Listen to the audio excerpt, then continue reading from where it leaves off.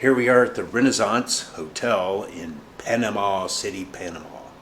Let's take a look around and see what we're getting. Okay, let's start with the closet. And this is your closet space. Lights, please. This is your closet space, and you do get a lot of closet space. Typical iron and ironing board. And the safe. More storage space, drawers here. More storage space for your closet. And a little bathroom.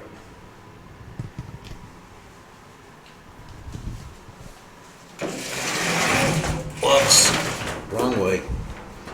And there's your typical shower gel, shampoo, and conditioner. And this is your shower. And the bed.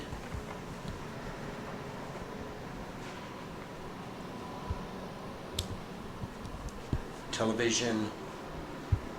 And yes, you get a mini fridge. And they have a grocery store. A grocery store that's just right around the corner here. A quick, like 3 or 4 minute walk. So you can stock up. You don't have to pay so expensive a price for everything. And this is your view from the Renaissance in Panama City, Panama.